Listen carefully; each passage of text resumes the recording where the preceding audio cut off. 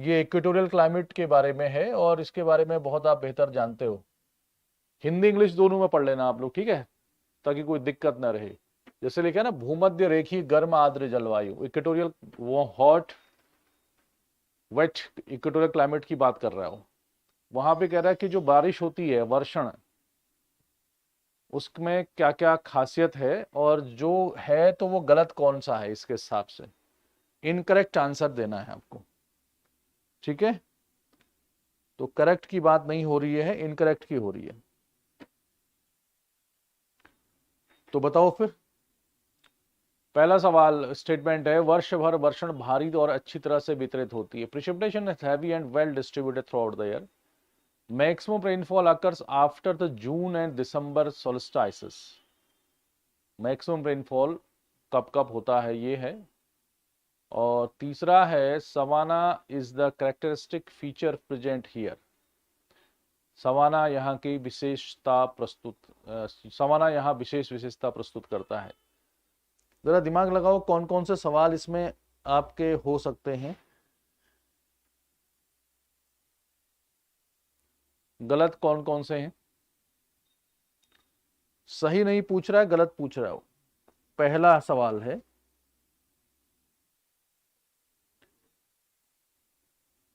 कुछ लोग पहले का सी लगा रहे हैं, कुछ लोग बी लगा रहे हैं। सी एंड बी, बाकी बाकी क्या लगा रहे हैं? बाकी भी आंसर दिया करो। गलत कौन कौन से इसमें? सी और बी, ठीक है। देखो, पहली बात, हम इक्वेटोरियल क्लाइमेट की बात कर रहे हैं। इक्वेटोरियल क्लाइमेट का मतलब क्या हुआ कि जो इक्वेटर के आसपास होता है, लगभग 5 डिग्री नॉर्थ एंड साउथ, उससे थोड़ा ऊपर नीचे हो सकता है, लो प्रेशर बेल्ट होता है। मैंने कहा था इक्वेटर के आसपास पूरे साल हवाएं ऊपर उठती हैं, गर्मी रहती है, हाई टेम्परेचर होता है, और रेनफॉल भी थ्रू आउट द ईयर होता है, वर्ष भर वर्षा। एक इक्वेटोरियल क्लाइमेट में होती है, विषुवत जलवायु में। दूसरा पश्चिमी यूरोप तुल्य जलवायु में होती है, वेस्टर्न यूरोप में, बताया था मैंने आपको। तो उस हिसाब से वर्ष भर वर्षा होती है, बिल्कुल सही बात है।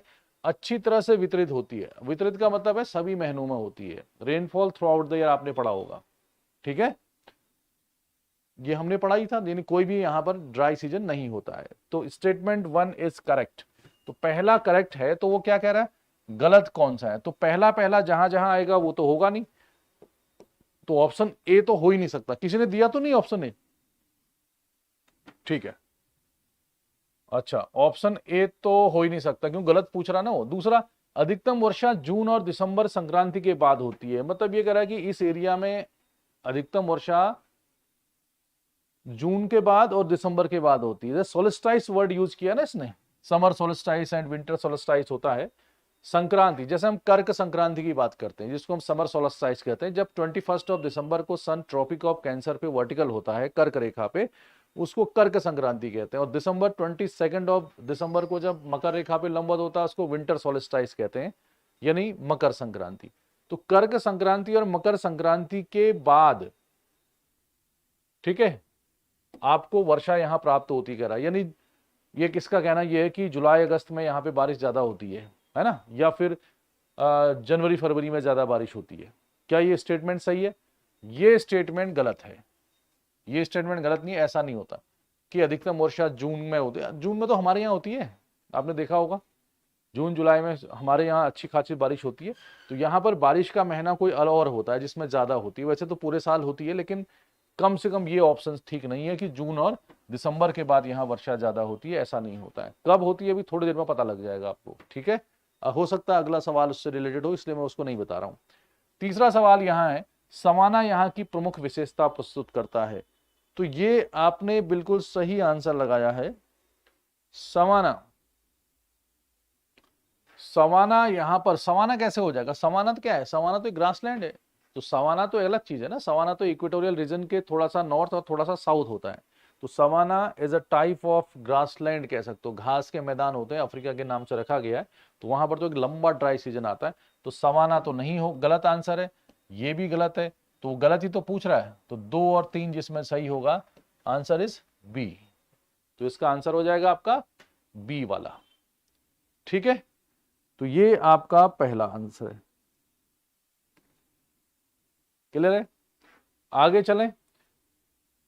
ये विंटर होगा क्या है, ये विंटर में ज्यादा होती है। हे भगवान, आज लग रहा है सुबह सुबह लगा दी है भाई। अब क्या लगाया है, चाय लगाई कि दही लगाई है, मेरे समझ में बात नहीं आ रही। विंटर में कहां बारिश होती है, ये पढ़ो जरा। Consider the following statement regarding the precipitation of hot wet equatorial climate and choose the incorrect option। इसमें भी आपको गलत ही चूज करना है, ठीक है ना, इसका हमेशा ध्यान रखा करें आप। वर्ष भर वर्षण भारी और अच्छी तरह से वितरित की जाती है, वही वाला पहला वाला ऑप्शन है। तो कई सवाल आपके पूर्व ज्ञान के आधार पर सही हो जाते हैं। दूसरा सवाल है कि जो यहां पर वाष्पीकरण बहुत अधिक होता है और संवहनी वायु धाराएं स्थापित होती हैं, जिसके बाद तेज आंधी आती है। Set up followed by heavy thunderstorm. Word कौन सा लिखा गया है, थंडरस्टॉर्म। ये वर्ड अच्छा होता है। आंधी तो हम किसी को भी बोल देते हैं, हिंदी में इस वर्ड को हम कई बार दूसरे तरीके से भी ले लेते हैं। थंडरस्टॉर्म वर्ड अच्छा होता है। पूरे वर्ष वर्षा नहीं होती है, there is no rain whole year. और चौथा है अधिकतम वर्षा की 2 अवधि होती हैं, there are 2 periods of maximum rainfall. ये कह रहा है कि इनमें से अलग कौन सा है।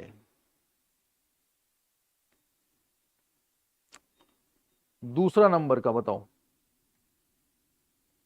ये तो बहुत इजी है। इससे ज्यादा इजी सवाल कोई हो सकता है? तो आप लोगों ने आंसर भी इसका अच्छा लगाया, वेरी गुड, सही है। अभी तो पढ़ा था वर्षा बहुत अधिक पूरे साल होती है। इक्वेटोरियल क्लाइमेट की खासियत क्या, बारिश पूरे साल होती है। देखो ये बिल्कुल सही बात है, और ये भी बहुत सही बात। जितना ज्यादा एवोपोरेशन होगा, क्योंकि टेम्परेचर ज्यादा होगा तो एवोपोरेशन भी होगा। एवोपोरेशन ज्यादा होगा तभी तो हवा हल्की होगी, ऊपर उठेगी और बारिश करेगी पूरे साल। और साथ में थंडरस्टॉर्म, थंडरस्टॉर्म का मतलब ये होता है तड़ित झंझा कहते हैं वैसे हिंदी में इसको, तड़ित झंझा, तड़ित थंडरस्टॉर्म। थंडरस्टॉर्म का सीधा जो कंसेप्ट है, विषुवतरेखीय क्षेत्रों में वो ज्यादा होता है, इक्वेटोरियल क्षेत्रों में गर्मी ज्यादा होती है तो हवा गर्मी की वजह से ऊपर उठती है। तो जैसे जैसे ऊपर उठेगी वो क्यूमुलोनिम्बस कपासी वर्षा बादल बनेगा, और फिर लाइटनिंग की संभावना हमेशा ज्यादा होगी। मैंने पढ़ाया था आपको एक बहुत पहले, याद है? तो लाइटनिंग होना, तेज वर्षा होना, ये सब किसके संकेत हैं? तड़ित झंझा, थंडरस्टॉर्म के। हमारे यहाँ भी थंडरस्टॉर्म होता है, कई बार देखा होगा आपने गर्मियों के मौसम में। लेकिन आजकल जाड़ा है तो आपको अगर बादल भी, बारिश भी हो रही है, जैसे कल दिल्ली के आसपास हल्की फुल्की बहुत कम बारिश हुई तो पता ही नहीं चला लोगों को कि बारिश भी हो रही है। लेकिन यही माहौल जब अप्रैल मई में कई बार बारिश हो जाती है, जून के समय में, तो बिल्कुल माहौल बनता है पूरा, तेज लाइटनिंग, गड़गड़ाहट के साथ थंडरिंग, स्टॉर्मिंग सब कुछ होता है। तो उस वर्ड को आप कभी कभी थंडरस्टॉर्म वर्ड यूज कर देते हैं, ठीक है। वैसे इक्वेटोरियल एरियाज में थंडरस्टॉर्म ज्यादा होता है। तो जब भी हवा ऊपर उठेगी उसको संवहन कहेंगे, तो कन्वेक्शन से होगा ये संवहन। कई बार सवाल ये भी आ सकता है कि आंधी, आंधी वर्ड ठीक नहीं है, आप इसको थंडरस्टॉर्म पढ़िए, क्योंकि अगले वाला गूगल वाला कुछ आंधी की जगह में कुछ और भी लिख देगा। ओके, तो थंडरस्टॉर्म जब भी वर्ड आएगा तो उससे किससे रिलेटेड होगा, वो संवहन से, कन्वेक्शन से रिलेटेड होगा, सवाल आ सकता है। और थंडरस्टॉर्म सबसे ज्यादा पाया जाता है इक्वेटोरियल क्लाइमेट में, ठीक, इसलिए आंसर सही है। वर्षा पूरे साल नहीं होती है, ये बिल्कुल गलत आंसर है, पूरे साल होती है। अधिकतम वर्षा की 2 अवधि होती है, बिल्कुल सही बात है। 2 अवधि कब होती है? देखो ये इक्वेटर है, खाली नहीं पढ़ना आ गया। जो देखो आपने तो इतना घटिया सा ऑप्शन का आंसर दे दिया, ठीक है। अब कई स्टूडेंट ऐसे सोच रहे होंगे कि हमारा सवाल तो सही हो गया, हमें क्या करना है? यार ये तो बच्चा भी कर लेगा, इसको किसी पटवारी वाले एग्जाम से भी पूछोगे, एग्जाम वाले से, वो भी सही कर लेगा एक बात पढ़ने के बाद। बाकी ऑप्शंस में ध्यान दो आप क्या है। तो there are 2 periods of maximum rainfall, ये किसी दूसरे ऑप्शन में गलत से आ सकता है। इक्वेटर है, ये ट्रॉपिक ऑफ कैंसर है, ट्रॉपिक ऑफ कैप्रिकॉर्न है। मकर रेखा, विषुवत रेखा, कर्क रेखा। विषुवत रेखा के आसपास सन की सनरेज 21 ऑफ मार्च एंड 23 ऑफ सितंबर को वर्टिकल होती है। इसको बोलते हैं इक्विनॉक्स की कंडीशन। क्या होता है ये? विषुव यानी सन इस जगह पे विषुवत रेखा पे 2 बार लंबवत होता है साल में, ऊपर नीचे क्रॉस करेगा। ट्रॉपिक ऑफ कैंसर कर्क रेखा में 21 of June and 22 of December को ये वर्टिकल होता है। ट्रॉपिक ऑफ कैप्रिकॉर्न मकर रेखा पर, इसको मकर संक्रांति कहते हैं, इसको कर्क संक्रांति कहते हैं। विंटर सोलिस्टाइस एंड समर सोलिस्टाइस, ठीक है। अब कन्वेक्शनल रेनफॉल है, ध्यान दो, कन्वेक्शन की वजह से विषुवत रेखा में ज्यादा बारिश होती है, तो जब हम कह रहे हैं कि सन की सनरेज इक्वेटर पे सबसे ज्यादा मई 21 ऑफ मई को पड़ेगी, 21 ऑफ मई पे सन इक्वेटर पे वर्टिकल होगा, और सितंबर 23 को भी वर्टिकल होगा। क्लियर हो गया? तो इसी के आसपास तो बारिश ज्यादा होगी। 21 ऑफ, उल्टा बोल गया, मई नहीं, मार्च ही लिखा ना मैंने, अगर मैंने पहले गलत बोला हो तो ध्यान रखना, मार्च है ये। तो 21 ऑफ मार्च, तो 21 ऑफ मार्च में के बाद अप्रैल ही तो आता है, तो ठीक मार्च लास्ट और अप्रैल के महीने में इस एरिया में बारिश क्या होगी, ज्यादा होगी, क्योंकि सन उसके ऊपर वर्टिकल है तो हवा ऊपर उठेगी। ठीक है, वैसे ही सितंबर लास्ट चल रहा है, तो 23 ऑफ सितंबर के बाद अक्टूबर आएगा, तो क्या आप मोटा मोटा कह सकते हो कि अप्रैल के महीने में और अक्टूबर के महीने में इस एरिया में बारिश ज्यादा होती है। तो ठीक है, तो there are two distinct periods of high rainfall in equatorial regions. तो आप कह सकते हो पहला वाला अप्रैल में और दूसरा वाला अक्टूबर। इतनी बात सभी को समझ में आ गई? तो कमेंट करके जरा सा मुझे बता दो कि हाँ भाई बात सही है। क्लियर है ना?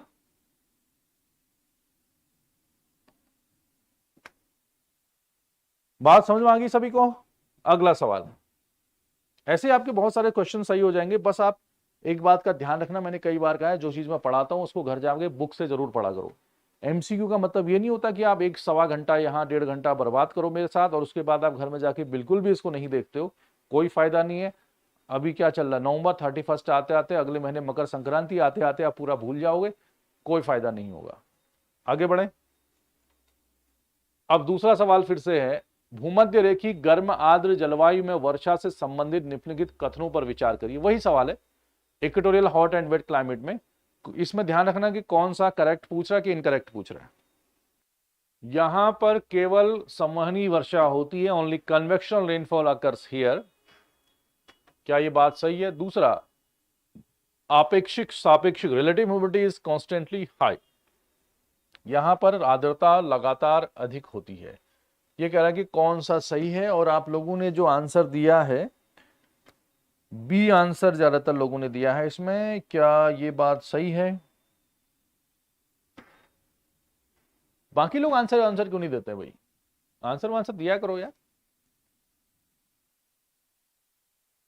चलो अब नहीं भी देते तो क्या किया जा सकता है। जैसे हम किसी भी नेता से या किसी भी सिविल सर्विस सर्वेंट से या किसी भी जो किसी रिस्पॉन्सिबल पोस्ट पे बैठा हुआ है उससे हम जिद नहीं कर सकते। वो कह देगा नहीं मेरा मन नहीं है, तो क्या उखाड़ लेंगे हम उसका? तो वैसे ही हम भी जिद नहीं कर सकते। चलो कोई बात नहीं, आप बने रहिए, ये अच्छी बात है। तो 3 का भी देखो, केवल संवहनी, जहां भी ओनली वर्ड आता है ना, मैंने पहले भी आपसे कहा, तो समझ लेना कि यहां पर कहीं ना कहीं कुछ गड़बड़ है, और 90% केसेस में ये गलती होता है आंसर। ओनली मतलब कन्वेक्शनल करंट ही हो, कन्वेक्शनल रेनफॉल का मतलब होता है हवा गर्म होकर ऊपर उठेगी, संवहनी वर्षा होगी, ये भी बताया था। तो ऐसा हमेशा हो जरूरी नहीं है, कहीं पर माउंटेन भी तो हो सकता है। मान लो माउंटेन आ गया इक्वेटोरियल एरियाज में, तो माउंटेन आ गया तो वहां पर ओरोग्राफिक यानी पर्वतीय वर्षा हो जाएगी, संवहन का भी उसमें योगदान होगा, यानी मिक्स टाइप की रेनफॉल हो सकती है। ठीक है, तो कन्वेक्शनल के साथ साथ ओरोग्राफिक हो सकती है। हाँ, साइक्लोन यहाँ पे जनरली नहीं बनते हैं, वो बात अलग है, मैंने बताया था आपको। ये बिल्कुल सही स्टेटमेंट है, पहला वाला गलत, दूसरा सही है। रिलेटिव ह्यूमिडिटी सर्वाधिक होती है या लगातार होती है, क्योंकि बारिश पूरे साल होगी, तो यहाँ पे मौसम जैसे हमारे यहाँ अक्टूबर नवंबर का मौसम था, वैसे ही यहाँ पर सॉरी, जैसे हमारे यहाँ कुछ उल्टा जैसा बोल रहा हूँ मैं आज, है जुलाई अगस्त का जैसा मौसम होता है, जून का जैसा मौसम होता है, वैसा मौसम यहाँ लगभग पूरे साल होता है। इस वजह से ये आंसर सही हो जाएगा। तो आपका आंसर बिल्कुल अच्छा है, गुड, वेरी गुड, ये आंसर आपने सही दिया। Next, consider the following statement related to the equatorial vegetation. विषुवत रेखी जो वनस्पति है उसके संबंध में है ये। तो क्लाइमेट में हम कह सकते हैं क्लाइमेटिक रीजन्स हम पढ़ रहे हैं यहाँ पे। तो चौथा सवाल है, बताओ इसमें से कौन कौन सा कथन गलत है या सही है, ये आपको चूज करना है।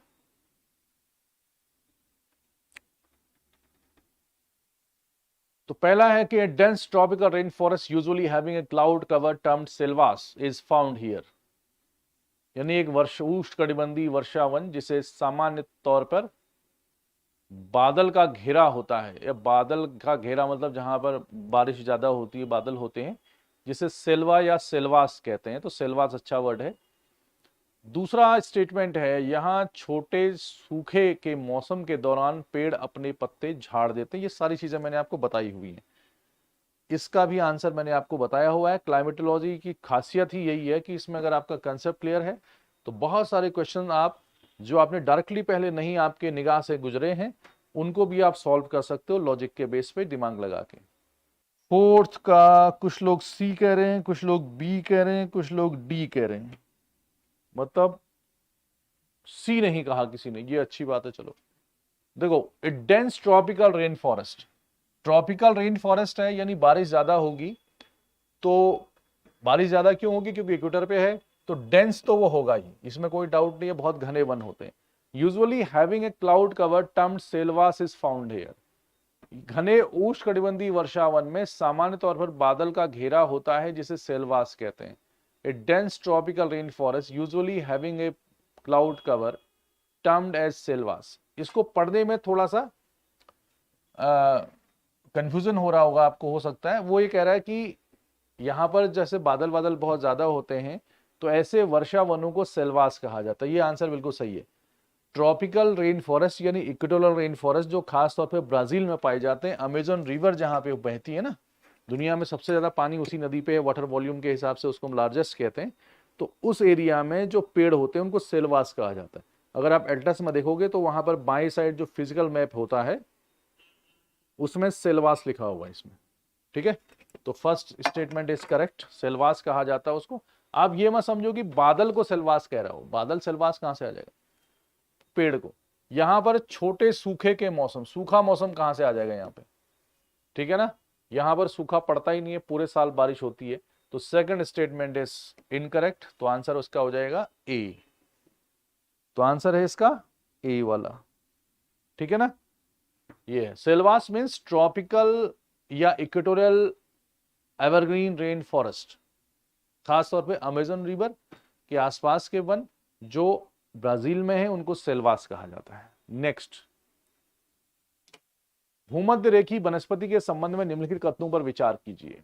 ये फिर से सवाल आ गया कि इक्वेटोरियल का वेजिटेशन कैसा है। In Amazon lowlands forest are called llanos. यहाँ के जो जंगल होते हैं उनको लानोस कहा जाता है। उगाने का मौसम निश्चित अवधि तक सीमित होता है। Growing season is limited to certain period. ये सवाल अगर आपको आता है तो बताओ, थोड़ा सा दिमाग लगाओ। In Amazon lowlands forests are called llanos, जंगलों को लानोस कहा जाता है। ग्रोइंग सीजन इज लिमिटेड, यहाँ पर जो पौधों की जो ग्रोइंग सीजन होती है, मतलब जिसमें वो अच्छे पैदा होते हैं, वो बहुत लिमिटेड होता है। दिमाग लगाना, अगर आपको ये दोनों स्टेटमेंट नहीं पता तो आप ये भी कह सकते हो कि second is correct, first is correct, ऐसे करके आप आंसर दे सकते हो इसमें। 5 का कौन सा होगा? और जो भी स्टूडेंट इस पे आप पार्टिसिपेट कर रहे हो ना, इस पे एक चीज ध्यान रखना, आप लोग नकल मत करना। ठीक है, किसी ने सी लगा दिया तो हम भी सी लगा देते हैं, तो उससे कोई फायदा नहीं होगा, आप कुछ नहीं सीखोगे। कमेंट्स को बिल्कुल आप अपने नज़र से अलग करो, उसके बाद चेक कर सकते हो बाद में। अपने पे ध्यान दो, सिर्फ आपका फोकस इस बात पे होना चाहिए कि हमने ये आंसर अपने मन में बनाया। दूसरे के हिसाब से चलोगे तो फिर तो वही हो जाएगा कि बीए में जैसे हम नकल वगल मार के पास हो जाते थे वैसे ही।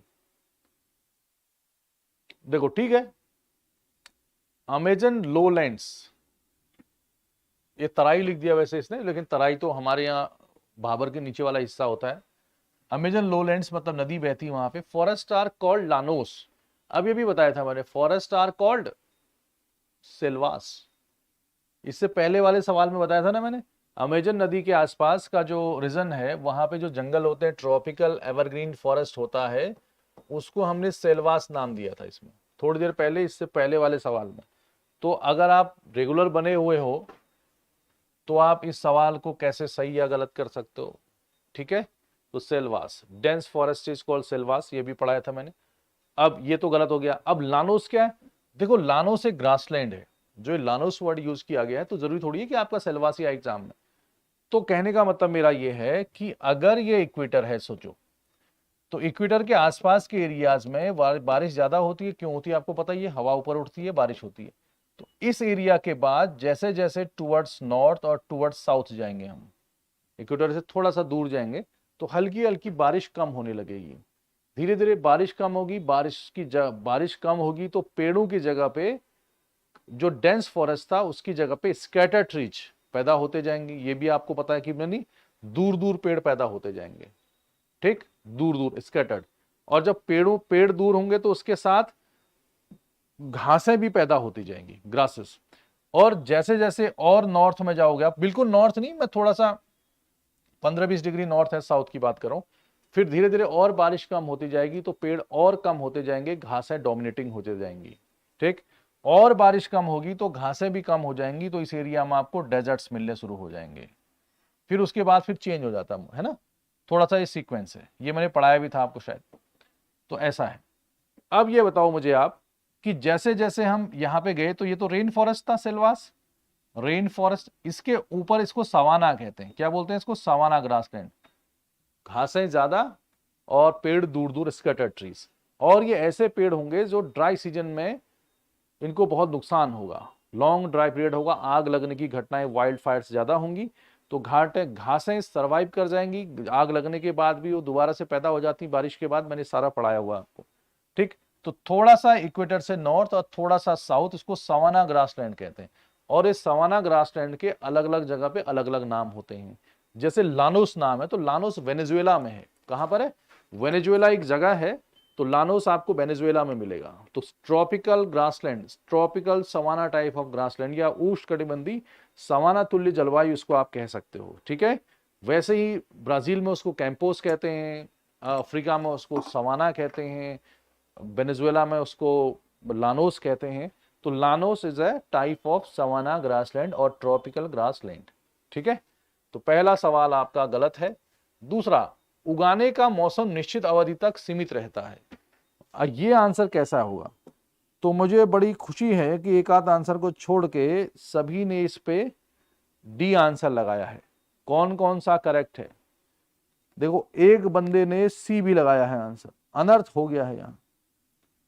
सी कैसे हो जाएगा? मतलब ये सही है, हे ईश्वर कहां प्रकट हो जाएंगे भगवान, ऐसे आंसर मत दिया करो।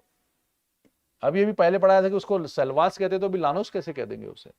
और उगाने का मौसम निश्चित अवधि तक सीमित होता है। भाई, आपको पूरे साल अच्छा टेम्परेचर मिल रहा है, उसके बाद पूरे साल आपको बारिश मिल रही है, कभी भी ड्राई सीजन नहीं है, तो इसमें जो ग्रोइंग पीरियड होगा पेड़ पौधों का, यानी पेड़ पौधे जिस मौसम में सरवाइव कर सकते हैं, तो 12 महीने नहीं होगा उसमें। जहां पर बहुत ज्यादा बर्फ पड़ती है, जैसे टैगा है या टुंड्रा इलाके हैं, जहां पर पूरे साल में, जैसे टुंड्रा है तो साल में कुछ ही टाइम उसमें आप कह सकते हो कि एक आध काई वाई जैसी जम जाती है, बैरन लैंड होता है वो, तो वहां पर हम कह सकते हैं कि ग्रोइंग पीरियड जो होता है बहुत ही कम होता है, कुछ दिन का हो सकता है, या टैगा में कुछ महीनों का होता है। तो जब आप पोल की ओर जाओगे, टेम्परेचर कम होता जाएगा, तो वहां पर हम कहेंगे ग्रोइंग पीरियड जो है, पौधों के सर्वाइव करने का पीरियड कम होता है। लेकिन जब हम इक्वेटर की ओर जाएंगे, तो इक्वेटर क्या है? इक्वेटर तो एक अच्छी खासी इलाका है, मुस्टंडा इक्वेटर। मुस्टंडा मतलब जैसे किसी बंदे को दूध दही जो वो खाना चाह रहा है खूब खा रहा है, कोई टेंशन नहीं है, और बॉडी बना रहा है दिन भर, तो बनी जाएगी उसमें, उसमें क्या दिक्कत है? अच्छा खासा सो रहा है, तो इक्वेटर वही है। पूरे साल बारिश होती है, अच्छा खासा टेम्परेचर है, 30-32, इससे बेहतर क्या हो सकता है? तो प्लांट्स की ग्रोथ बहुत ज्यादा होगी। और मैंने सवाल बताया भी था ये कि equatorial regions are good for plants and bad for humans और हेल्थ, पढ़ाया था मैंने आपको ये। तो ये ग्रोइंग पीरियड इज लिमिटेड नहीं होता है, मैक्सिमम होता है। ब्लंडर मिस्टेक है ये, जिसने भी दूसरे को सही किया है, लेकिन ज्यादातर स्टूडेंट ने, आपने अच्छा आंसर लगाया। आंसर इज डी, ठीक है, गुड। दिमाग लगाओ, दिमाग लगाओ, ऐसे ये मानवीय भूल पे होते हैं। इसका ये मतलब है, ये थोड़ी कि आपको नहीं पता है, आपको पता था, लेकिन आपने उसको आंसर को हल्के में ले लिया। बस हल्के में जहां ले लिया तो वहीं फिर वो खतरनाक हो जाता है सवाल। फिर से आ गया, देखो, भूमध्य रेखी वनस्पति से संबंधित। हाँ, इसमें जरा बताओ, आप थोड़ा सा दिमाग लगाओ, लंबा सवाल है। और यूपीएससी में जब आप जाते हो ना एग्जाम देने, तो वहां पर प्रॉब्लम जो टाइम की होती है कई बार इसीलिए हो जाती है। इसमें काफी कुछ लिखा हुआ है, इससे बड़े बड़े सवाल आते हैं लिखे हुए। तो इस ऑप्शन को पढ़ते पढ़ते, ये वाला पढ़ते पढ़ते पहले वाले को भूल जाता क्या लगाना है। तो इसी में पता चला 5-6 मिनट एक ही सवाल में लग गए कई बार, और डर अलग से लगता है कि कौन सा ऑप्शन होगा। तो पढ़ने की आदत डाला करो तेजी से।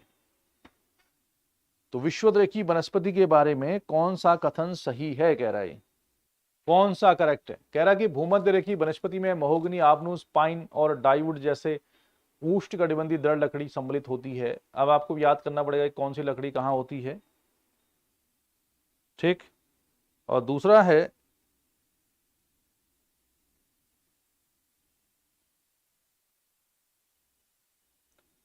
सूर्य के प्रकाश की कम उपलब्धता के कारण वर्षा वनों में झाड़ झंखाड़ घना नहीं है।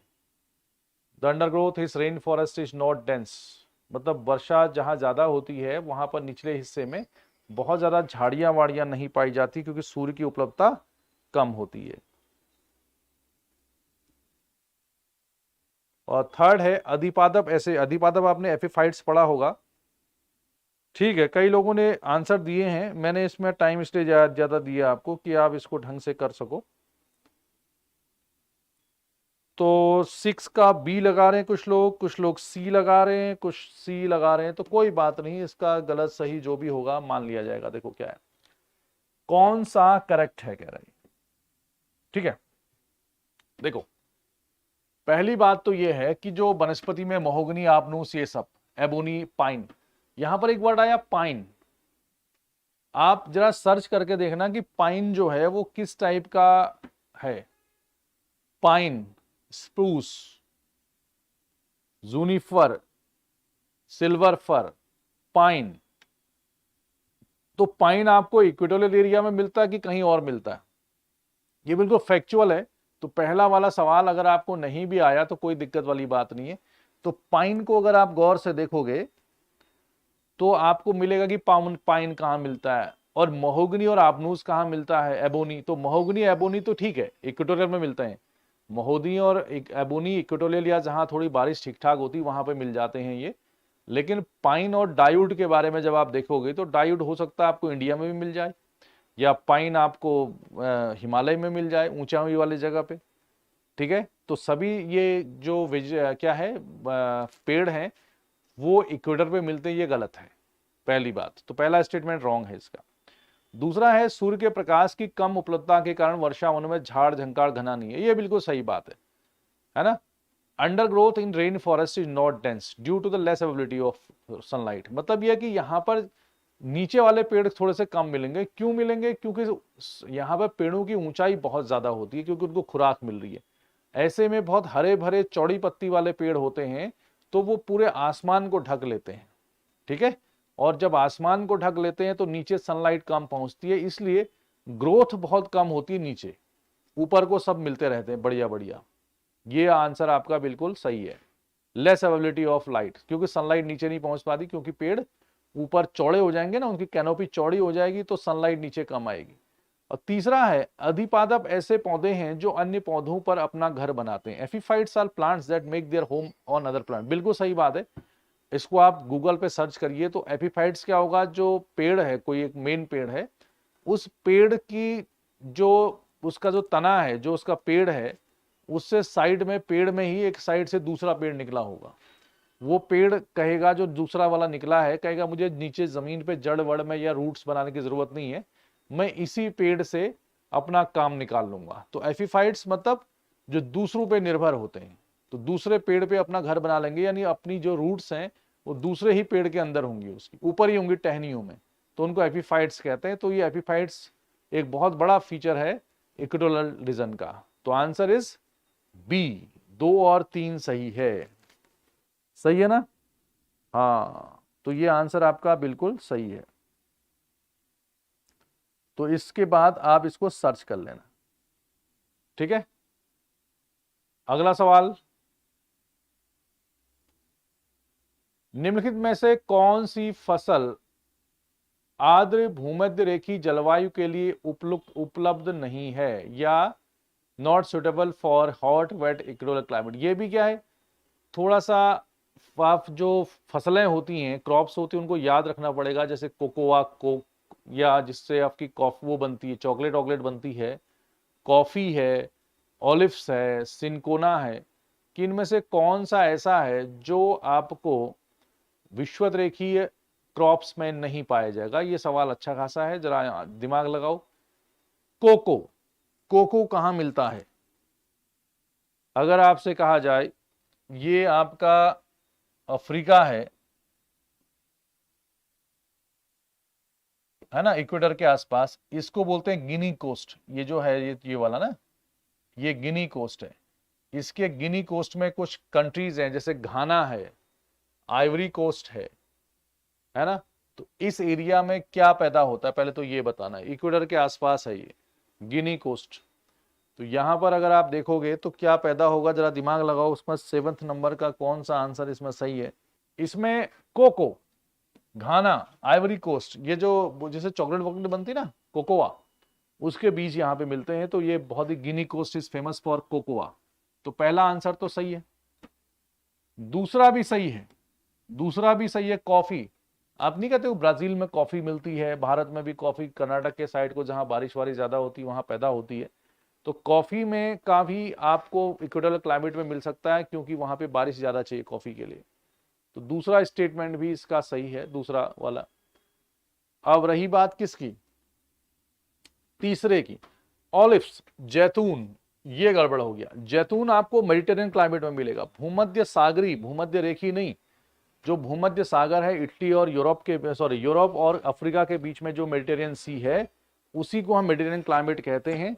उस एरिया में, इस एरिया में यहां पर आपको सिट्रस फ्रूट्स यानी खट्टे फलों की खेती मिलेगी, जैसे ऑलिव्स है, ग्रेप्स है, खट्टे फल है, उसी से फिर वाइन बनती है बाद में। तो जितने भी खट्टे फलों में ये आएगा, ओक है, ये सब, ओक तो खैर पेड़ है, तो ये वाला इस एरिया में कहते हैं। तो ऑलिव्स कहाँ की खासियत है, मेडिटेरियन क्लाइमेट की खासियत है, यानी भूमध्य सागरी जलवायु की खासियत है। तो आंसर थर्ड वाला नहीं होगा इसमें, तो first, second and fourth, and answer is a, 7th का ही। ठीक है, कोई बात नहीं, ऐसे सवाल अगर आपको नहीं भी आते हैं तो कोई दिक्कत नहीं, लेकिन अब जैसे मैंने अब बता दिया आपको कि खट्टे फलों के लिए या सिट्रस फ्रूट के लिए कौन खास है, मेडिटेरियन क्लाइमेट, भूमध्य रेखीय नहीं, भूमध्य सागरी जलवायु, मेडिटेरियन क्लाइमेट, वो तो कहां अभी बताया था, अफ्रीका और यूरोप के बीच में। लेकिन इक्वेटर के आसपास ये सारी चीजें मिल जाएंगी आपको।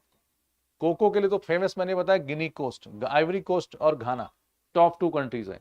तो जैसे मैंने दूसरी चीजें भी आपको कुछ बता दी हैं, तो उसको भी आप नोट डाउन कर लिया करो, तब आपको फायदा मिलेगा। तो क्योंकि जरूरी नहीं है कि यही वाले ऑप्शन सेम के सेम वहां पर यूपीएससी में पूछा जाए, ऐसे कैसे हो जाएगा। Next question, consider the following statement regarding cropping pattern of west equatorial climate. पश्चिमी नहीं, वेट है, सॉरी वेट, मैं गलत पढ़ गया। आर्द्र भूमध्य राखी जलवायु के फसल प्रारूप के संबंध में निम्नलिखित कथनों पर विचार करिए। अच्छा सवाल है। In the forest most primitive, यानी जो आदिम जमाने के लोग हैं, पीपल प्रैक्टिस शिफ्टिंग कल्टीवेशन। अधिकांश लोग यहाँ पर जो मतलब आजकल नॉर्मल इंसान नहीं, जो बहुत बाबा आदम के जमाने के हैं, वो लोग खेती बाड़ी करते हैं, कौन से, स्थानांतरित कृषि का अभ्यास करते हैं, यानी स्लैश एंड बर्न भी कहते हैं इसको। शिफ्टिंग मतलब आप समझते हो, शिफ्टिंग कल्टीवेशन क्या होता है, यहाँ पर खेती करने के लिए जंगलों को आग लगा के वो कर दिया जाता है, दूर कर दिया जाता है, फिर उसमें खेती होती है, 2-4 साल फिर वो उसमें खेती करते हैं, फिर वो खेत जो होते हैं प्रोडक्टिविटी उनकी कम हो जाती है, फिर वो दूसरी जगह आग लगाते हैं, तो शिफ्ट होते जाते हैं। तो खेत यहाँ यहाँ यहाँ, स्थानांतरित खेती, पेड़ों में आग लगाने वाली, स्लैश एंड बर्न भी कहते हैं, और हिंदी में इसको झूम कृषि भी कहा जाता है। तो क्या इस टाइप की खेती आदिम जमाने के लोग, अधिकांश आदिम जमाने के लोग विश्वरेखी जलवायु में करेंगे? पहला सवाल। दूसरा है, फॉरेस्ट आर स्पार्सली पॉपुलेटेड, मतलब वन कम आबादी वाले होते हैं, मतलब पेड़ों की संख्या नहीं कह रहा, वो कह रहा है जो जंगल है उनमें बहुत ज्यादा लोग नहीं रहते हैं। क्या ये बात सही है? 8 का।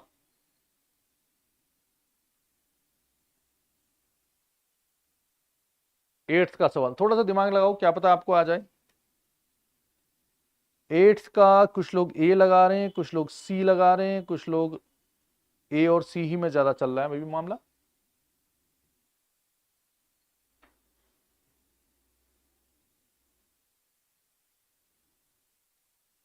देखो पहला सवाल ना थोड़ा सा लोचे वाला है।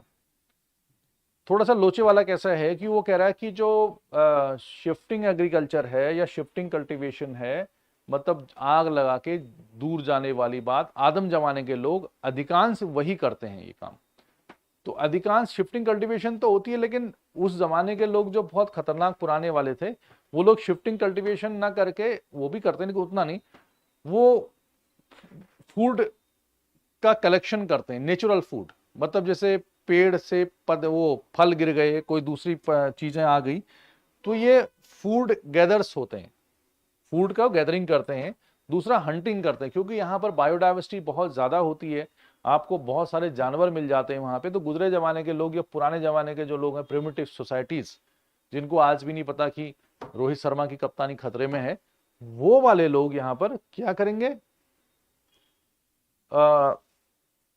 खाद्य संग्रहण जिसको आप कहते हो, फूड गैदरिंग और हंटिंग करेंगे वो।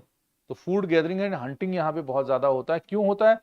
क्योंकि आपको बहुत सारी चीजें आराम से सुलभ हो जाती हैं, आपके पास एक्सेस है उसका, क्योंकि इतने सारे पेड़ पौधे हैं तो दुनिया भर की चीजें मिलेंगी ना उसमें, इसलिए। तो पहला स्टेटमेंट थोड़ा सा गलत हो गया।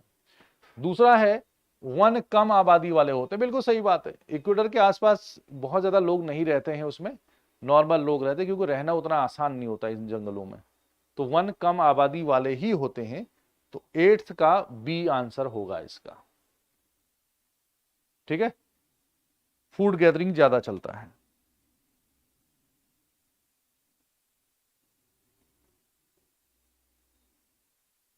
हाँ, गरीब गरीब लोग शिफ्टिंग कल्टीवेशन करते हैं, इसमें कोई डाउट नहीं है, लेकिन फूड अधिकांश फूड गैदरिंग ज्यादा हो सकती है। फिर से आ गया इक्वेटोरियल क्लाइमेट में प्रचलित स्थितियां। अब इक्वेटोरियल क्लाइमेट को आप बहुत बढ़िया तरीके से समझ गए हो। तो कह रहा है कि जब इक्वेटर में बारिश होती है, गर्म आर्द्र जलवायु होती है, तो इस प्रकार की जलवायु में मलेरिया या येलो फीवर बहुत ज्यादा होता है, कॉमन है। तेजी से पौधों की वृद्धि को उत्तेजित करता है, मतलब ये जो क्लाइमेट है हॉट एंड वेट, तो यहां पर तेजी से पेड़ पौधे पैदा हो जाते हैं। और यहां पर इंसेक्ट्स एंड पेस्ट, मतलब कीड़े और कीटों के प्रसार को प्रोत्साहित मिलता है, मतलब मच्छर, मलेरिया, फलाना ढिमका, जो कीट वीट होते हैं वो ज्यादा पैदा होते हैं। इनमें से कौन कौन सा स्टेटमेंट सही है, ये आपका सवाल है आपके सामने। 9th का सवाल है ये सवाल आपको आना चाहिए वैसे, क्योंकि लॉजिकल आंसर है, क्वेश्चन है।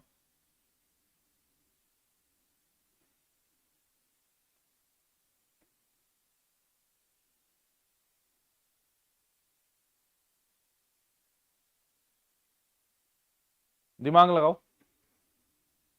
मलेरिया और पीला बुखार भूमध्य रेखीय क्षेत्रों में सामान्य है, यहां पर तेजी से पौधों की वृद्धि होती है। और अगला है यहां पर इंसेक्ट, कीट और पेस्ट, कीड़े मकोड़े यहां पर ज्यादा पैदा होते हैं। कौन सा आंसर इसका सही होगा?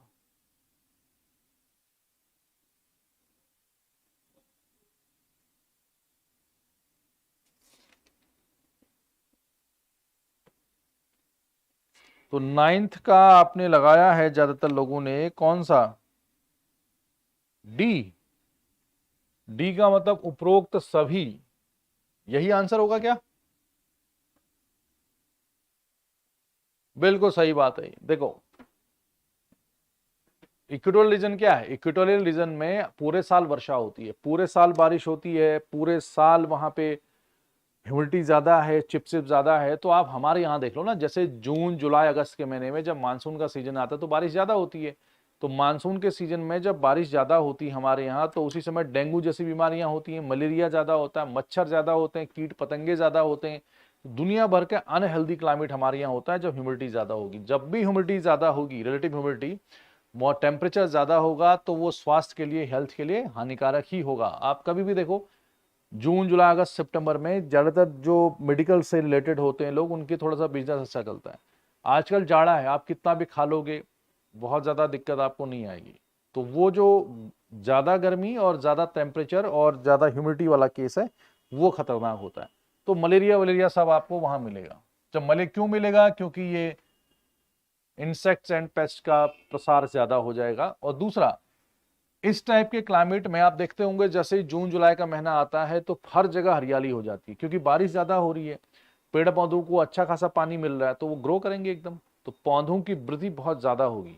अब जैसे पतझड़ का मौसम आता है हमारे यहाँ, देखो पेड़ पत्तियां गिराने लग जाते हैं, ठीक है, क्योंकि ड्राई सीजन आ जाता है, ठंडा बढ़ जाता है। तो आप समझ गए ना? तो all options are totally correct. ठीक है, आगे बढ़ा जाए। सनस्ट्रोक, अब उसी से रिलेटेड आ गया ये। Sunstrokes and high humidity cause serious health problems, यानी सनस्ट्रोक और उच्च आर्द्रता गंभीर स्वास्थ्य कारणों के लिए होता है ये। दूसरा है, इस मौसम में संचारी रोग बड़े पैमाने पर होते हैं। Communicable diseases are rampant during this climate. ये इक्वेटोरियल क्लाइमेट की ही बात कर रहा है, विश्वरेखी जलवायु की बात कर रहा है कि यहां पर सनस्ट्रोक और उच्च आर्द्रता गंभीर स्वास्थ्य समस्या का परिणाम बनते हैं। इस मौसम में जो फैलने वाली बीमारियां हैं वो बहुत ज्यादा से फैलती हैं। क्या कौन सा स्टेटमेंट इसमें सही है? आपके सामने ये सवाल है 10th 10वां नंबर का।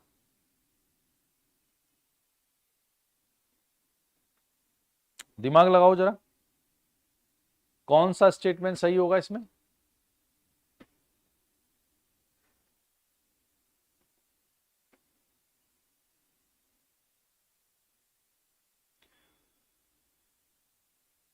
सनस्ट्रोक्स मतलब जैसे वो होता ना, लू लगना टाइप से। And high humidity cause serious health problems. Communicable diseases, जो फैलने वाली बीमारियां होती हैं वो भी बहुत ज्यादा होती हैं यहाँ पे। कौन सा स्टेटमेंट सही होना चाहिए 10वें का? दिमाग लगाओगे तो आपको आंसर आ जाएगा। कौन सा आंसर इसका सही होगा जरा बताओ। क्या यहां पर ऐसी बीमारियां होंगी जो फैलती हैं? और दूसरा, यहां पर आपको हाई टेम्परेचर और हाई ह्यूमिडिटी की वजह से सीरियस हेल्थ प्रॉब्लम्स हो जाएंगी। इजी सवाल है यार, थोड़ा सा दिमाग लगाओ।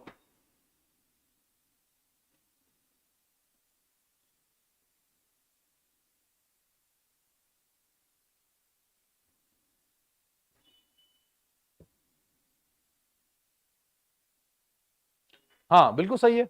देखो आपने देखा होगा ना, कई बार अगर आपसे पूछा जाए कि जैसे हीट स्ट्रोक कहते हैं उसको, सन स्ट्रोक या हीट स्ट्रोक एक ही बात है। तो हीट, ऐसे आजकल आप कहीं भी चले जाओ तो क्या आपको आजकल हीट स्ट्रोक सन स्ट्रोक होने की जरूरत वो है? पॉसिबिलिटी नहीं है। जब टेम्परेचर ज्यादा होता है तभी तो तबीयत खराब हो जाती है ना, डिहाइड्रेशन जिसे हम कहते हैं ऐसा हो जाता है। अब कई बार आपने देखा होगा कि हीट स्ट्रोक सन स्ट्रोक इसी टाइप के सवाल पूछे जाएंगे अब यूपीएससी में। बहुत हो गया, कौन सा वाला मानसून केरल में कब आता है, ये सवाल अब पुराना हो गया। अब क्या होगा, जैसे ह्यूमिडिटी आपकी ज्यादा, ह्यूमिडिटी बहुत ज्यादा बीमारियों के लिए रिस्पॉन्सिबल है। अगर ज्यादा हो गई तो, और कम हो गई तब भी दिक्कत करेगी। एक मेंटेन होना चाहिए उसको। जब भी आपने देखा होगा कि आसमान में माहौल बन रहा है बादलों का, ठीक हो गया, और लेकिन बारिश नहीं हो पा रही है और टेम्परेचर भी बहुत नीचे नहीं आ रहा है। मतलब कई बार ऐसा होता है कि एक टेम्परेचर है 45 डिग्री, ठीक है, या 44 डिग्री, एक टेम्परेचर है उससे 2-4 डिग्री नीचे। लेकिन अगर 2-4 डिग्री नीचे टेम्परेचर है लेकिन उसकी ह्यूमिडिटी ज्यादा है, उसकी ह्यूमिडिटी ज्यादा है, तो वो जो क्लाइमेट है उस समय का या जो वेदर है वो ज्यादा खतरनाक होगा, वो आपको ज्यादा नुकसान करेगा। मैंने क्या कहा फिर से सुनो, अगर टेम्परेचर मान लो 2-4 डिग्री ही ज्यादा भी है, ठीक, लेकिन ह्यूमिडिटी ज्यादा नहीं है, फिर भी वो रहने लायक, झेलने लायक टेम्परेचर होगा। लेकिन अगर टेम्परेचर जितना है उससे कम है 2-4 डिग्री, लेकिन उसमें ह्यूमिडिटी बहुत है, नहीं आप वेट कर रहे हो कि बारिश कब होगी कब होगी, बारिश का माहौल बन रहा है फिर नहीं आ रही है, पसीना बहुत ज्यादा आ रहा है, तो वो और ज्यादा नुकसान करेगा। ऐसे में डिहाइड्रेशन के यानी हेल्थ प्रॉब्लम्स के संकेत ज्यादा होते हैं। इसीलिए वो कह रहा है कि यहाँ पर हाई ह्यूमिडिटी और हाई टेम्परेचर तो होता ही है, उस वजह से जो सन की गर्मी काम करती है, नुकसान करती है ज्यादा, वैसा ही नुकसान आपको हाई ह्यूमिडिटी में भी हो सकता है। इस वजह से आपको हेल्थ प्रॉब्लम्स होंगी। इसीलिए कहा जाता है equatorial regions are not suitable for human being या लाइफ, कहा जाता है ऐसा, यानी इंसानों के रहने के लिए उतनी अच्छी नहीं होती है। दूसरा, डिजीजेस आपने भी देखा होगा, जैसे डिहाइड्रेशन हो गया, मान लो, अब डिहाइड्रेशन तो खैर ऐसे फैलता नहीं है नॉर्मली कि किसी को लू लग गई तो दूसरे को भी लग जाएगी, ऐसा नहीं है। लेकिन बहुत सारे जैसे हैजा है, ठीक है, या पानी से होने वाली बीमारियां हैं। अब एक को होगी दूसरे, क्योंकि पानी क्या है, सब आपस में पीते हैं, ठीक। दूसरा, बहुत सारी बीमारियां हैं जैसे जो एकदम फैलती हैं, इस टाइप की फैलने वाली बीमारियां इक्वेटर के एरियाज में आपको ज्यादा मिलेंगी, वाटर रिलेटेड डिजीज ज्यादा मिलेंगे, ठीक है। तो आंसर क्या होगा इसका? तो आपने बिल्कुल सही आंसर दिया, ज्यादातर लोगों ने बोथ आर करेक्ट। तो दोनों इसके आंसर क्या हैं? सही हैं। गुड।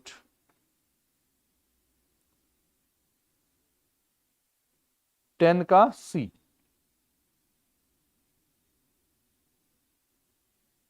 आगे बढ़े। फिर से वही चीज है, आपका वेजिटेशन से रिलेटेड सवाल है। उष्णकटिबंधीय जंगल परिवहन और संचार साधनों के विकास और रखरखाव में बाधा डालते हैं। ट्रॉपिकल जंगल्स, जंगल हिंदी इंग्लिश दोनों में यूज किया जाता है, मतलब ये प्रॉब्लम खड़ा करता है, हिंडर्स पैदा करता है। Development and maintenance of transport and communication means, ये आना चाहिए आपको। दूसरा है tropical soils are highly rich for cultivation. और थर्ड है shifting cultivation reduces the fertility of soil. इस सवाल को आपको सॉल्व कर लेना चाहिए मेरे हिसाब से, इस सवाल को आपको सॉल्व कर लेना चाहिए फटाफट। बताओ कौन सा इसमें स्टेटमेंट सही है, कौन कौन से सही है। ये 11वां सवाल है आपका। देखो ये तो बिल्कुल सही है, ट्रॉपिकल रेन फॉरेस्ट है। तो ट्रॉपिकल रेन फॉरेस्ट में क्या होता है कि बारिश पूरे साल होती है, बारिश ज़्यादा पूरे साल होती है, एपीफाइट्स होते हैं और डिफरेंट टाइप ऑफ वैरायटीज होती है, हाईली डेंस फॉरेस्ट होता है। तो ये पेड़ कैसे होते हैं? आपको ये ऐसे मिलेंगे, ये आपको पता ही नहीं चलेगा कि कौन पेड़ कितनी वैरायटी का कहाँ पर है ऐसे। दूसरा एपीफाइट दूसरे के सहारे ऐसे चलेंगे, ये कोई इधर से आ रहा है ऐसे। तो ऐसे में एक वैरायटी के पेड़ नहीं होते, इसमें डिफरेंट टाइप के पेड़ होते हैं, मैक्सिमम बायोडाइवर्सिटी यानी जैव विविधता होती है। ऐसे में डेंस फॉरेस्ट होने की वजह से हार्डवुड होता है ये काफी ज्यादा। इसकी वजह से development and maintenance of transport and communication, मतलब यहां से ट्रांसपोर्ट करना थोड़ा सा मुश्किल काम होता है। एक तो ये खासियत है इसमें, ये बात बिल्कुल सही है।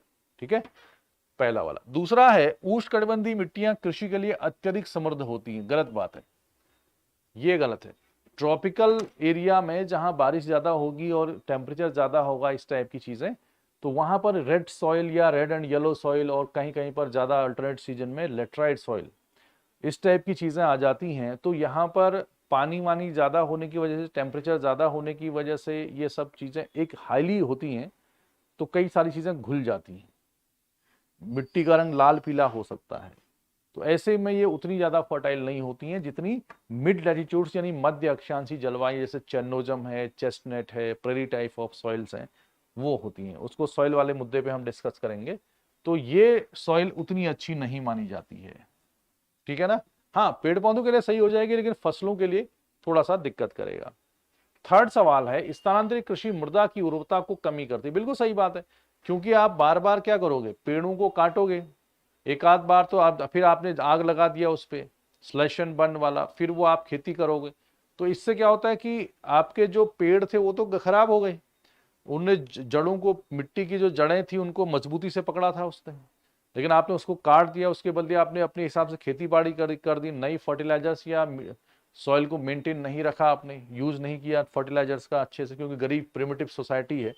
तो ऐसे में धीरे धीरे ज्यादा बारिश होने की वजह से मिट्टियां एकदम नेकेड हो जाएंगी, खुल जाएंगी वो, और उसमें इरोजन ज्यादा हो जाएगा। तो अपर सॉइल, जो टॉप सॉइल है, जो सबसे ज्यादा अच्छी मानी जाती है पेड़ पौधों के लिए, वो वहां से इरोड हो जाएगी, दूर चले जाएगी, और सॉइल जो है वो लेस प्रोडक्टिव हो जाएगी, फर्टिलिटी कम होती जाएगी। So third and first is correct. तो आंसर आपका क्या है इसका? सी। तो बहुत सारे लोगों ने इसका आंसर सही दिया है, तो तीसरा इसका आंसर हो जाएगा, यानी सी ऑप्शन। आगे बढ़े। उष्णकटिबंधीय मृदा के तीव्र ह्रास के संबंध में निम्नलिखित कथनों पर विचार कीजिए।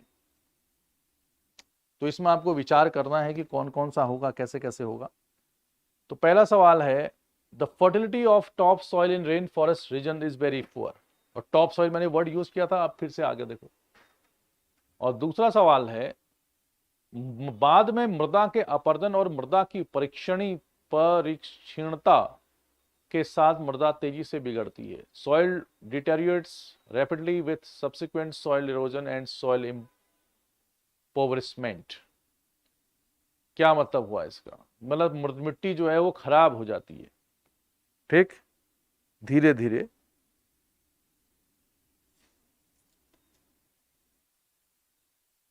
क्या कौन कौन सा इसमें है? तीसरा है ललांग, यानी ललांग क्या है? एक घास है। And thick undergrowth spring up as soon as the trees are cut. तो कौन कौन से ऑप्शन इसमें सही है, कौन कौन से गलत हैं? सवाल थोड़ा टेढ़ा जैसा है, लेकिन फिर भी एक बार आप पढ़ लो, मैं बता दूंगा क्या कहना चाह रहा है।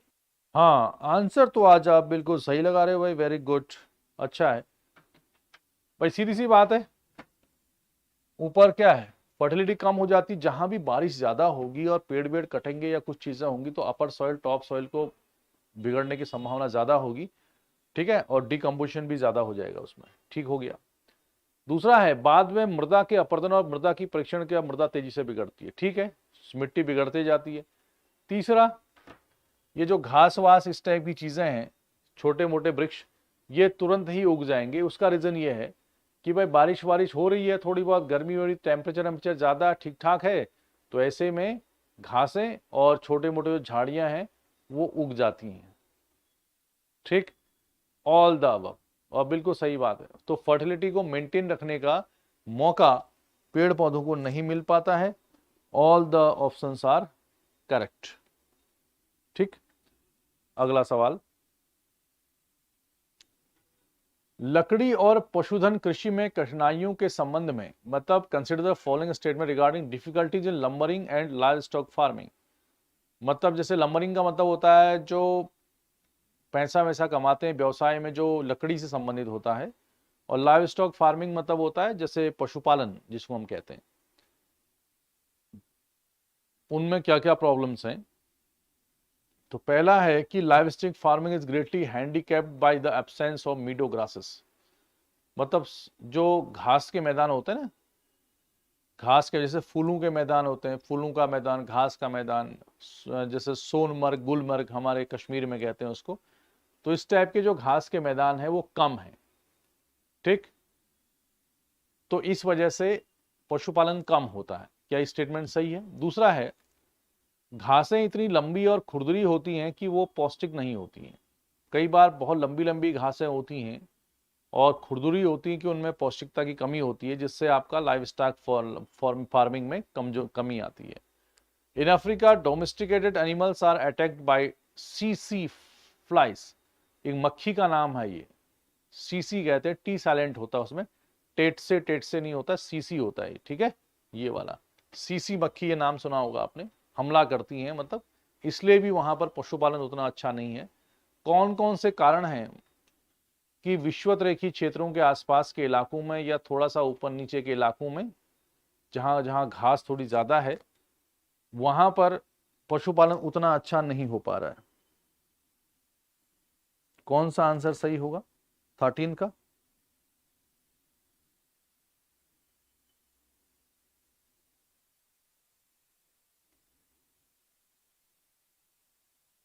गुड आंसर, आप लोग सही लगा रहे हो, बिल्कुल सही बात है।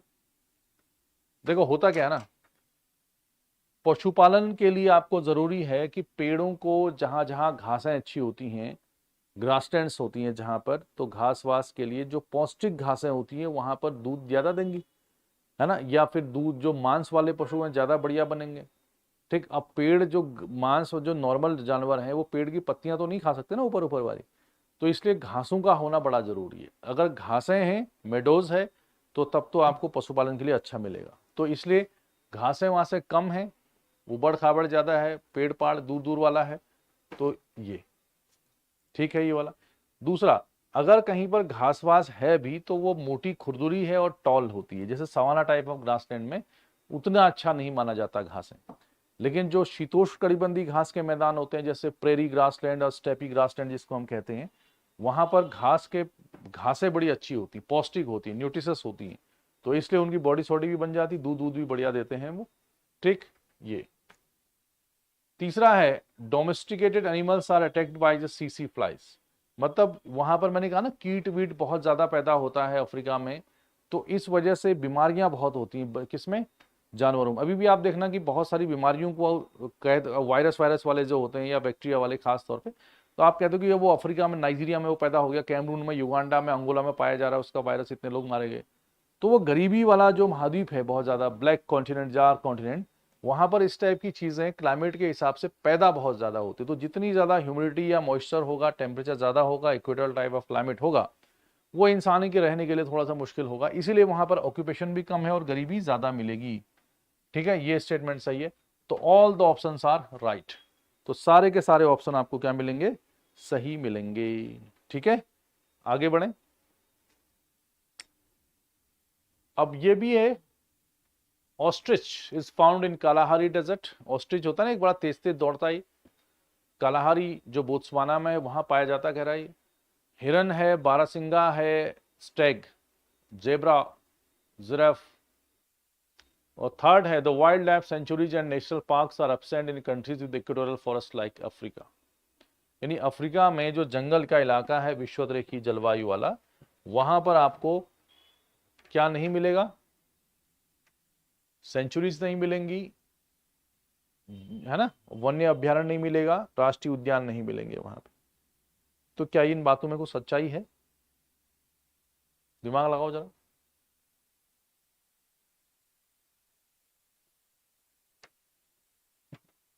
कौन सा स्टेटमेंट सही होगा इसमें? 14 का।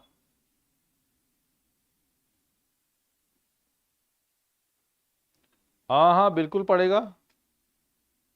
पराली जलाने वलाने से मिट्टी में प्रभाव पड़ेगा। नेचुरल फार्मिंग जब होगी तो पराली को उसी में खेत में रख दिया जाएगा और फिर वो उसी में सड़ जाएगा, सड़ गल जाएगी तो मिट्टी को फायदा देगी। जैविक खाद कहते हैं ना उसको, ऑर्गेनिक। लेकिन पराली वराली जलाने से नुकसान तो सही सभी को, इन्वायरमेंट को भी है और सॉइल में भी कोई खास इंपैक्ट अच्छा नहीं पड़ेगा। 14 का आंसर आप लोग दे रहे हो सी वाला। एक और दो, ठीक है। खुले घास के मैदानों में चलते हैं, ये यहाँ ठीक ही है, पाया जाता है। यहाँ पर थोड़ा सा ये है ना कि जैसे आजकल अब चोर उचक्के तो सभी जगह हो ही गए हैं। ये जो राष्ट्रीय नेशनल पार्क और वन्य जीव अभ्यारण्य है, बहुत ज़्यादा तो नहीं कहेंगे यहाँ पे, लेकिन फिर भी कुछ कुछ अब बना दिए गए हैं वहाँ पे। तो ये थर्ड वाला उतना ज़रूरी तो नहीं है, लेकिन कह सकते हो कि आज की डेट में कुछ कुछ हैं वहाँ पे, उतने ज़्यादा नहीं। सवाना टाइप के ग्रासलैंड जो होते हैं वहाँ पे ज़्यादा मिलेंगे आपको, है ना। सवाना ग्रासलैंड एक से एक आपको नेशनल पार्क और नेशनल क्या कहते हैं, वाइल्ड लाइफ सेंचुरीज मिलेंगी। लेकिन इक्वेटर के आसपास के इलाकों में भी, वहाँ पे अफ्रीका में भी कुछ कुछ अब बनाने लग गए इनको, क्योंकि उनको बचाने के लिए। जैसे नेशनल पार्क है या फिर क्या बोलते हैं उसको, वाइल्ड लाइफ सेंचुरी है, ये बना ही इसलिए जाते हैं कि लोगों और किसमें, जानवरों में कन्फ्लिक्ट कम से कम हो, ना हो, लोगों के बीच उनके विवाद कम होना चाहिए, ठीक है ना। लेकिन जैसे जैसे आबादी अब बढ़ रही है तो लोगों में और जानवरों के बीच में विवाद बढ़ते जा रहे हैं। तो जानवरों को सेपरेट रखने के लिए, उनको थोड़ा आइसोलेट करने के लिए, कंजर्व रिजर्व करने के लिए कुछ एरिया को अलग अलग तरीके से रिजर्व कर दिया जाता है। उसी को हम नेशनल पार्क या फिर वाइल्ड लाइफ सेंचुरी या फिर टाइगर रिजर्व या बायोस्फीयर रिजर्व कुछ नाम देते हैं इसमें, है ना। तो यहाँ पर दो वर्ड आपके पीछे आए हैं, एक तो वन्य जीव अभ्यारण्य यानी वाइल्ड लाइफ सेंचुरी और दूसरा है राष्ट्रीय उद्यान यानी नेशनल पार्क्स। तो नेशनल पार्क में क्या होता है, दोनों में क्या खासियत है? अगर आपसे कोई पूछता है कि भैया नेशनल पार्क है और वाइल्ड लाइफ सेंचुरी है तो ज्यादा खतरनाक कौन सा होगा इसमें? नेशनल पार्क ज्यादा खतरनाक होता है। मतलब देखो, इस एरिया में हंटिंग तो नहीं होगी, तो हंटिंग तो कहीं भी अलाउ नहीं है, खाली आप मच्छर वच्छर मार सकते हो आज की डेट में, ठीक है ना। तो हंटिंग तो कहीं भी नहीं है, ठीक। विदाउट परमिशन आप अंदर नहीं जा सकते हो, विदाउट परमिशन आप अंदर नहीं जा सकते हो। जैसे जिम कॉर्बेट नेशनल पार्क है, वहां पर सफारी वफारी लेके जाते ना, तो वहां पर आपको आधार कार्ड कितने लोग हैं, कहाँ हैं, कोई हथियार के साथ तो नहीं गया है, इस सारी चीज़ों की जांच होती है। उसके बाद आपको फिर टिकट काटा जाता है, फिर आप अंदर जाते हो। तो नेशनल पार्क जो है हाईली प्रोटेक्टेड एरिया होता है, यानी इसके अंदर कुछ ऐसे जीव जंतु होंगे जिनको खतरा है नॉर्मली इंसानों से, इसलिए विथ परमिशन आप वहां पे जा सकते हो, है ना, और बिना परमिशन के नहीं जा सकते हो। इसमें आप जा सकते हो, सॉरी, इसमें आप जा सकते हो। तीसरा है ग्रेजिंग। ग्रेजिंग का मतलब होता है जानवरों को चराना।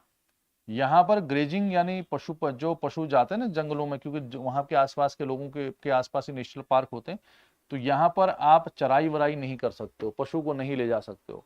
यहां पर ले जा सकते हो, क्यों? जब परमिशन आपको बिना परमिशन अंदर जाने की है, इजाजत, तो फिर आप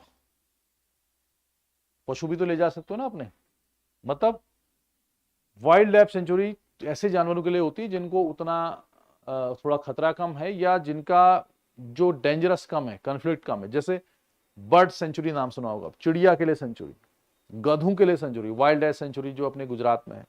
तो गधे हैं, तो यहां पर गधा चर रहा है, यहां पर बकरी भी तो चर सकती है ना, ग्रेजिंग साथ साथ हो सकती है बर्ड के साथ, तो ये वाला होगा। लेकिन अगर हम नेशनल पार्क की बात करें तो हमने कहा कि हमने एक टाइगर रिजर्व बनाया जो नेशनल पार्क भी है, यहाँ पर टाइगर पानी पी रहा है और बगल में कोई आदमी कह रहा नहीं हमारा गाय भैंस भी यहाँ पे चरेगी, तो ऐसा कैसे पॉसिबल हो सकता है? ठीक है, तो यहाँ पर इसीलिए प्रोहिबिटेड होता है ग्रेजिंग व्रेजिंग। यहाँ पर हो सकता है विथ परमिशन यहाँ जाओगे, लेकिन यहाँ बिना परमिशन जा सकते हो। हंटिंग दोनों में सिमिलर है, कहीं भी हंटिंग नहीं हो सकती है। इसीलिए आपको नेशनल पार्क्स हमेशा कम मिलेंगे और वाइल्ड लाइफ सेंचुरीज हमेशा ज्यादा मिलेंगी। बात समझ में आई? किसी भी नेशनल पार्क को आप वाइल्ड लाइफ सेंचुरी में डिग्रेड नहीं कर सकते हो। मतलब डिग्रेड का मतलब इसका ग्रेड ज्यादा है, इसका ग्रेड कम है, इसको इस पे कन्वर्ट कर सकते हो, लेकिन इसको इसको इस पे कन्वर्ट नहीं कर सकते। मतलब ऐसा भी क्या हो गया कि आज की डेट में कि हमें इतने ज्यादा जानवर सुखी हो गए कि हमें वाइल्ड लाइफ सेंचुरी में कन्वर्ट कर दिया गया नेशनल पार्क को। ऐसा तो पॉसिबल ही नहीं है ना। तो जैसे जैसे पॉपुलेशन बढ़ेगी, इंसान खूंखार होता जाएगा, तो वो नुकसान तो पहुंचा ही रहा है जानवरों को। तो ऐसा तो इम्पॉसिबल हो जाएगा कि भाई अब जानवरों को हिफाजत की जरूरत ही नहीं पड़ रही है, हैं? तो फिर तो मुश्किल काम है ना ये। ऐसा अगर हो गया तो फिर आपके सोशल मीडिया पे ही होगा, ये रियल लाइफ में तो मुश्किल है फिलहाल। तो आज के लिए फिलहाल इतना ही। तो आज आंसर आपने बिल्कुल सही दिए भाई।